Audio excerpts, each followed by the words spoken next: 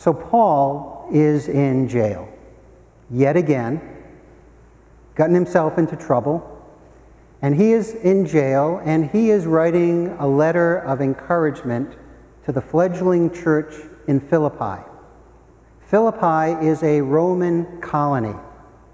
It's situated between Rome and Asia on a major trade route. It is a rich city. It's where the Roman legionnaires go to retire.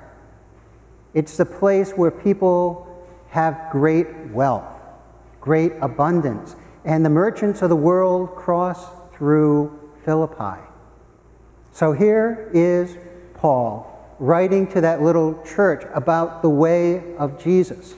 And the early Christians at that time, they didn't call themselves Christians, they called themselves walkers in the way of Jesus, the way of being in relationship to God, the way for us to be in relationship to one another, the way for us to be in relationship with all of creation.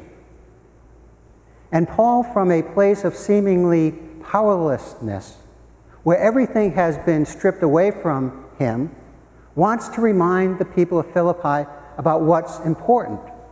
And he said it's not about the way of Rome, which is the greatest empire the world has ever known. It's not about might and power. It's not about accumulating all the toys in the world. It's not about wealth. It's not about might. It's not about power.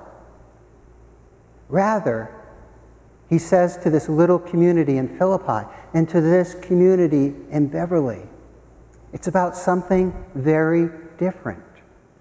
And so he invites them to turn in his letter. And I invite you to turn, if you wish, to Philippians chapter 2 and begin with verse 3 and 4. Do nothing from selfishness or conceit, writes Paul, but in humility count others better than yourselves. Let each of you look not only to his own interests, but also to the interests of others. Jesus had a different way of looking at the world, where the last will be first, where the greatest will be the servant. He speaks of a love which is captured in the Greek word agape, which is a selfless love. It's a love that wants the best for another without any concern for one's self. And Jesus understood, and Paul understood, that that is contrary to the way of human nature, where we want to take care of ourselves and our own first, and if we have anything left over, we may choose to share. Agape love is a giving away love. It's a selfless love, and it's contrary to the way in which the colony of Philippi operated, where power and possessions were what defined a successful life. Paul says the way of Jesus is very different. He offers this counter-cultural message to us this day, where we too focus on achieving and accumulating. We are in a culture of celebrity, where we invite people to look at us, American Idol and The Voice and social media. We draw attention to ourselves again and again. And Jesus is saying, and Paul is saying, the way of Jesus is about focusing on others, the well-being of others without any regard for oneself. I was listening to the radio yesterday, and I heard a term I hadn't heard before. It's called hyper-employment. Hyper-employment is something that happens whether we draw a check or not. Hyper-employment is we have our smartphone. How many people here have a smartphone? How many people here know how to use their smartphone? Okay. When you have your smartphone, you're always on. You can get email. You're at Starbucks, and you're checking your email in case you get an essential email from work, or someone texts you on your day off, or you are on vacation. You're always on. But hyper-employment is different too, because think of things that others used to do for us 10 or 15 years ago, which we now have to do for ourselves. It used to be when you went on a flight, you would go to a travel agent. You'd sit down, you'd tell them where you want to go, they'd go online, they'd do all the details for you, and they would hand you a ticket. Now you have to go online yourself. And you have to book your own flight. And in some ways it's easier, but some ways you have to work harder. I went to the Holy of Holy Grounds yesterday with Tricia, Fenway Park. And I had a voucher that Tricia printed off online. And then we went through the kiosk, and instead of somebody taking our ticket, we had to have our voucher scanned. And because the voucher that we printed off didn't scan properly, we had to wait until before somebody came to properly scan it. It used to be that you didn't have to pump your own gas. And two of the great things about, well, there's something great about New Jersey. Who knew? Sorry, Doris Ann. When you go to New Jersey, you can't pump your own gas. It's nice, and in Oregon, by state law, it's nice to have someone pump your gas. Now most of us pump our own gas. There are all these things that someone used to do for us that now we do for ourselves. And this writer was saying that's what he means by hyper-employment. We're always on. We always have a task to do, and there's responsibility. And our minds race, and it's hard to be. It's hard to relax. We're always doing. And we live in a society that celebrates our doing, right? Well, they must be a very important person because they're so busy. But Jesus is saying, and Paul is saying, the way of Jesus, which is the way to deep communion with God and deep communion with others, it's not about doing, it's about being present to God, who is the source of all that is good, lasting, and true, and being present to one another. How often do you see people now at a coffee shop? They're there with maybe as a couple or a bunch of friends, and everyone's looking at their smartphone. No one is talking to one another. I saw some parents at the playground the other day, and one of the parents is pushing their child in the swing all the time. They're looking at their smartphone.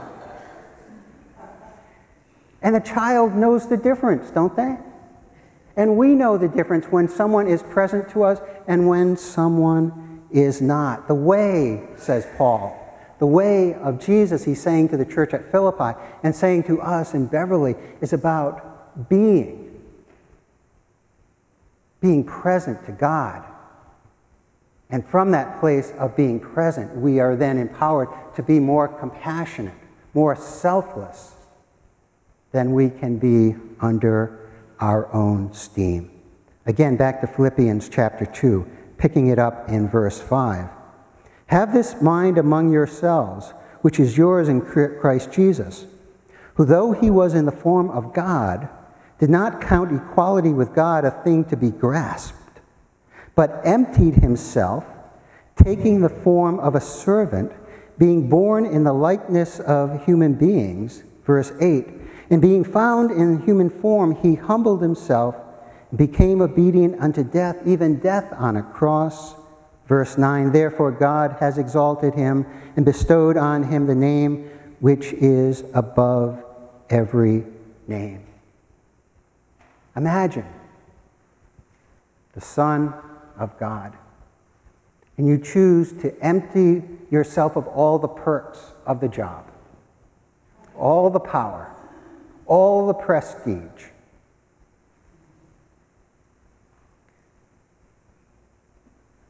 You choose to empty yourself to become a servant. And I don't know about you, but this troubles me, and this stretches my comfort zone, because Jesus is saying that the way of servanthood is to wash the feet of the other. And who wants to get down on bended knee and wash the smelly feet of someone else? It's profound humility. We don't like to be humbled.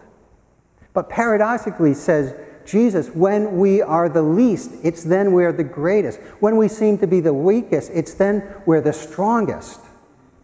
When we give ourselves away for love, it's then that we get so much more in return. Gerald May, the Christian psychologist, offers this quote, and Brian Vossler gave this to me. I love it. As attachment ceases to be your motivation, attachment to stuff, attachment to what other people are thinking about us, prestige and power, as attachment ceases to be your motivation, your actions become reflections of compassion. When we spend less time accumulating stuff, because when you accumulate stuff, you have to protect your stuff, right? When we spend less time accumulating and worrying about what others think of us, then we are freed up from those attachments to be compassionate. The word compassion is different than being sympathetic.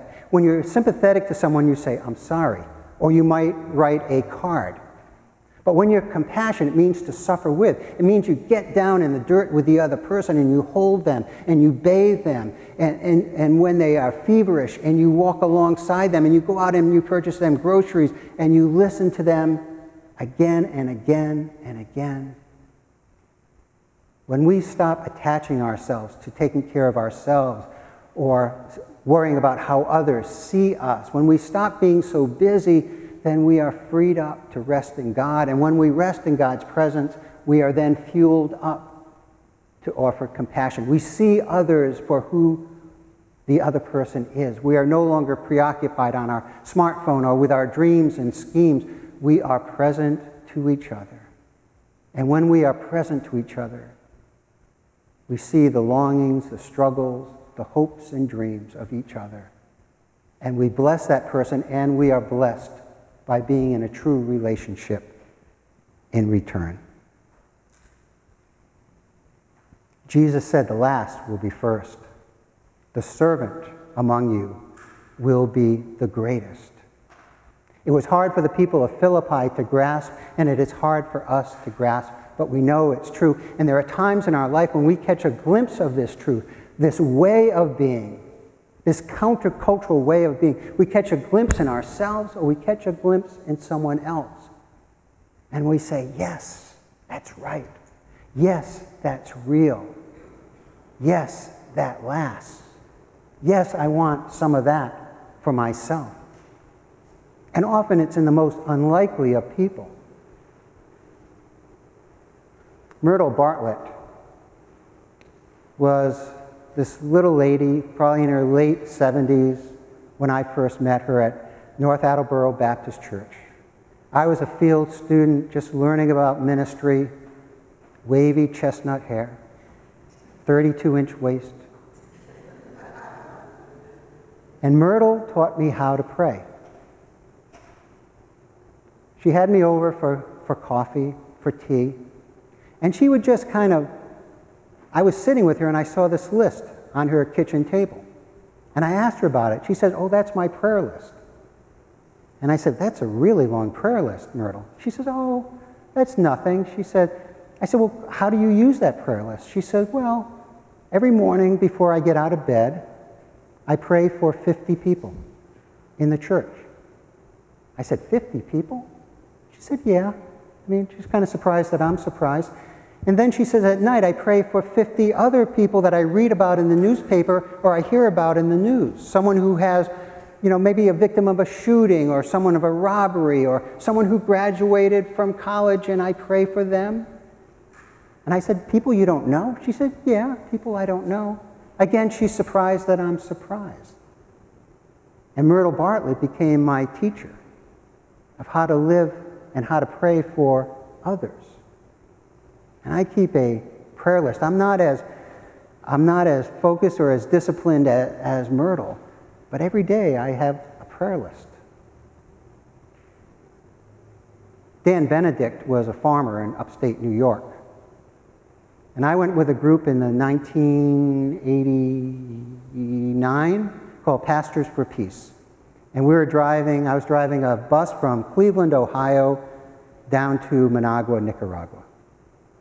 And we had 27 trucks loaded with construction equipment, school equipment, and we came together from Seattle and from Cleveland and from Boston. And along the way, these trucks collected from churches and synagogues, school supplies and construction equipment and medical supplies for a country that at the time was in the midst of a war. Remember the Contra War? Midst of the war. And we were bringing humanitarian aid down, and then we were going to turn the trucks over to the Council of Churches. I was driving with a farmer named Dan Benedict, probably in his mid-70s. He worked the land with plow horses in upstate New York. Tricia and I went to visit, he and his wife Esther. And there was a humility, a quietness about Dan. He's not the kind of guy that drew attention to himself. It's the kind of guy that a lot of people would look past because he was so gentle and so quiet. And here was this farmer taking time in the summer away from his crops and driving a bus down with this 30-year-old pastor, and we're driving down with medical supplies. And I just remember his gentleness and his humility. And I said, I want to be more like Dan. Sometimes it's the quiet people. It's often the quiet people who have taught me the most. At Portland Airport in Portland, Oregon, there's a bus driver named Bob. And if you fly enough, eventually you'll have Bob pick you up to take you to the parking lot where your car is parked. And Bob has a pretty pronounced speech impediment. It's really hard to understand what Bob is saying. But Bob has a joy about him. And what he does is he picks you up and he kind of talks nonstop when he's picking you up, taking you from your parked car to the airport, or picking you up from the airport back to your car. He tells jokes. And they're corny jokes. They're jokes that make you groan.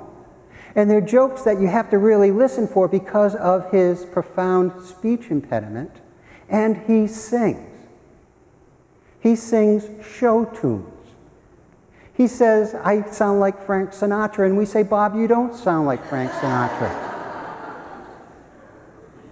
But people get on the bus and they say, hi, Bob. And Bob knows their name, the frequent flyers. And there is a ministry about this man. I don't know what his faith life is. But this man that others would look past blesses countless people's lives who are exhausted getting off the plane, or are stressed getting on the plane. This ministry of presence. Jesus didn't count the power and prestige that comes with being the Son of God as something to grasp. But he chose to empty himself because he understood that the way of God is a way of humility, of servanthood, and paradoxically, when we give ourselves away for love, we receive so much more in return. Who are the mentors for you into this way of Jesus? And how do we, each in our own way, offer a glimpse into the way through how we live our lives? We come to church on Sundays to remind ourselves that it's not about us, that we are not little gods and goddesses, but it's about being in relationship with our Creator who loves us and cherishes us, and from that place of empowerment, we see ourselves and others through different eyes. We are blessed, and we become a blessing to others, because always God uses the unlikely ones. People like me, people like you, to bring healing and hope. This is the good news. Thanks be to God, and may God's people say,